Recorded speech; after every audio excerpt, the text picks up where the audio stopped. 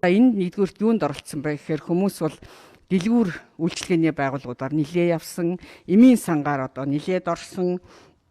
За мөн одоо гэр орондоо бие биенийг урьж бие биенийдээ очих явдал бол нилээд байсан учраас өвчл бол харьцангуй бас эргээд өндөр түвшинд бол орсон. За энэний дараа саяын одоо 7 хоног 2-7 хоногийн өмнө болсон жигсаал цуглаан энэ бүх зүйлүүд бол эргээд энэ халдвар судлалын эрсдэл үүсгэж өвчнийг одоо тархалтыг нэмэгдүүлэхэд тодорхой одоо хувь нэмэр бол оруулж эрсдэл дагуулж байна. Ийм учраас бид нар байнга та бүхэнд хүний бөөгнөрл үүсэхгүй байх талаараа үргэлж зөвлөж байгаа нь бол шинжлэх ухааны үндэстэй дэлхийд дахинд коронавирусын халдвар гарсан цагаас эхлэн хөл хорио хязгаарлалт, хөдөлгөөний хязгаарлалт гэдэг бол энэ өвчнийг одоо бууруулах үндсэн нэг аргаа гэдгийг бол батлагдсан, нотлогдсон ийм зүйл байгаамаа.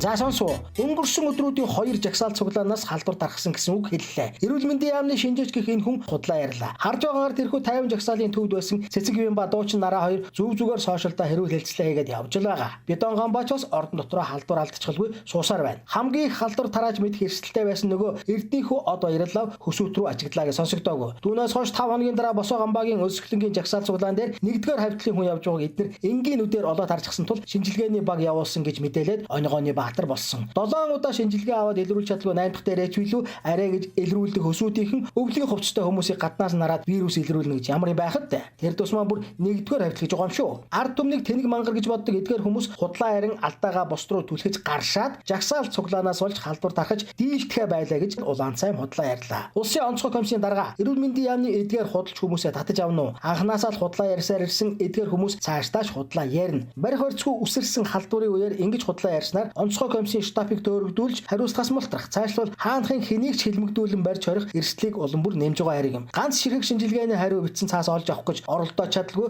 өч 40 хоног хоригдож хохироод гарсан хүмүүс өдөр бүр шахуу манай хөтөлбөрт гомдлоо ирүүлсээр байгаа. Корона бол үндсэндээ бизнес хэлмэгдүүлэлт болсон гэдгийг бүгд харж мэдэрч байна. Үүнээс болж хүмүүс өвдсөн байлаач түүнийг нух хандлагатай болсон. Би ч ялгаагүй тэгнэ. Хэн л тэгж шоронд хоригдож хэлмэгдэхийг хүсгэвдэ. Энэ халдварыг дарахын тулд үнэн зөв мэдээлэл хэрэгтэй. Бүтэн жил шахуу худлаа ярьж ирсэн хуучин онцгой комиссийн арга барилаар өнөөдөр ковидтай тэмцэнэ гэвэл ёстой л нөгөө вакцер чинь болно. Иймээс эдгээр худалч хүмүүсээ яаралтай зэгцлэн хаана үнэн зөв мэдээлэлтэй байж эрүүл хүмүүсийг хэлмэгдүүлэлтээс хамгаалах цаг нь иржээ. Манай хөтөлбөрт эдгээр худалч хүмүүсийн ярьсан ярианууд нь он сар цаг хугацаа дуу дүрс их сурвалжтайгаа хадгалагдаж байгаа. Шударгал байцгаая. Үгүй бол улсын онцгой комисс огцрол болно. Үүнийг анхааралтай авна.